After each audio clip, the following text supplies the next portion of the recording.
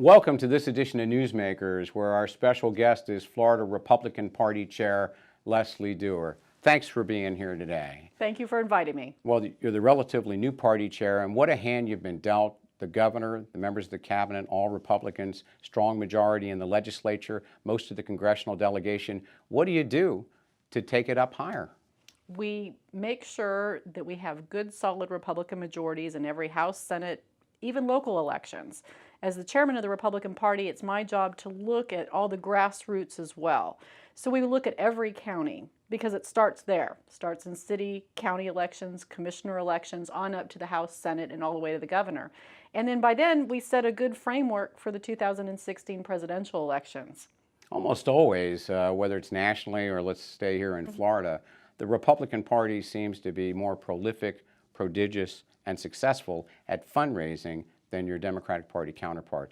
What do you explain that with? I think a lot of people identify with the Republican Party. We're out there, we're making sure that businesses thrive by the policies that they set forth through the House and the Senate and the governor. We make sure that citizens in Florida have a better place to live because the governor brings us jobs, over 632,000 private sector jobs he's brought to the state of Florida. And by doing that, everybody gets a job, they become productive in their community, we have great education standards, and that just makes everybody happier, and we can see that those policies from the Republican Party is what led to that. 2 years ago, after the presidential election, the re-election of Barack Obama, also supported in Florida for the second time, the Republican Party nationally, and perhaps some extent in Florida, kind of recast itself and tried to figure out a way to widen the tent, broaden the tent, and the appeal to women, to minorities, to not just white men. How's that going, particularly in Florida? I think it's going very well, but I think it transcends to everybody. I think we all want to make sure that we have more money in our paycheck.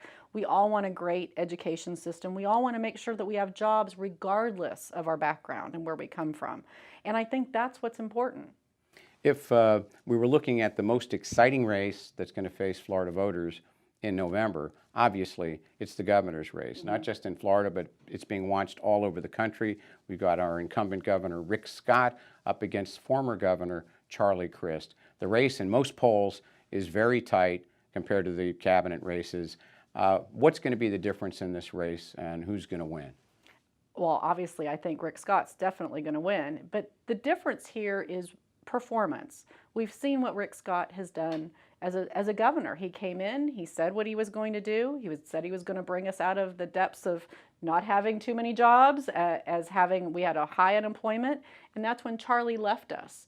Charlie left us with a deficit of 832,000 jobs. He left us with a high unemployment, and he left the state of Florida to go run for himself.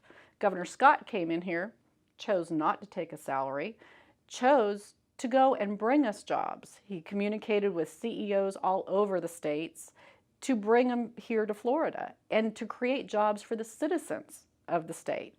And that's what he's done. He's done exactly what he said he's going to do, and he's put Florida on the map. Nationally, and to some extent in Florida, Republicans try to tag their Democratic opponents with everything Obama. And how effective and appropriate is that as a strategy? I think it's very effective because Charlie hugs Obama. Charlie likes everything that Obama stands for. He loves Obamacare. I mean, everything that Obama does, Charlie is for. But 2 years ago, Floridians did, as a majority who voted, vote for President Obama. So is it really effective here? I don't think so. I think if you were to have that election again today, people have seen right straight through all of those issues. Well, let's throw a fun question at you. This is the first time in modern political history in Florida that the two chairs of the two primary parties, Democrats and Republican, are headed by women. What does that say about how women have arrived politically, in business, in every sphere of influence? And what's it say about politics in Florida? I think what it says is women are getting more involved in politics. Women make up, in the household, they make about 80% of the purchasing decisions when it comes to buying a home. They also are very involved in buying homes.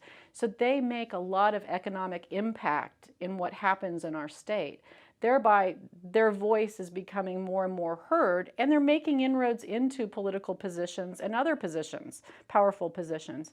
So it's interesting that at this point we both are heads of two political parties, and I think you're just seeing more of us become, I don't know, out there more, I guess, visible. Okay. If you were at a booth on a college campus where young people coming of age where they can register to vote, you're side by side with your Democratic Party counterpart, and you're each making the pitch for why someone should register as a Republican or a Democrat.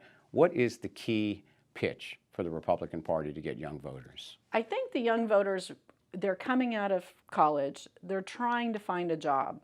And one of the things that always happens on a young voter when they get their first paycheck and they look at it and they go, why are my taxes so high? Why do I have to pay that much in taxes? That's when you hit them.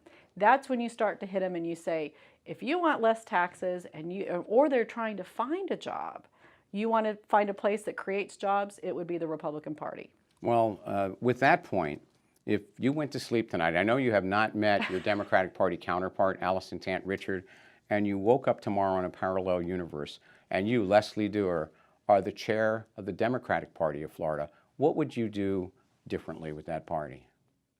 First, pinch me, because I would hope that that would not happen. And secondly, I'd probably run to the Supervisor of Elections office and change my party right away, because there are so many things that are completely parallel different to the Republican Party, it would take forever to change. Well, I'm going to ask you if you'll commit that before the election, we might invite you back to sit side by side with Allison Tant Richard and have you politely go at it about the upcoming general election. I would love to. Well, thank you, Leslie Dewar, so much for appearing on NewsMakers. Good luck in the coming elections, and we'll see you next time on NewsMakers.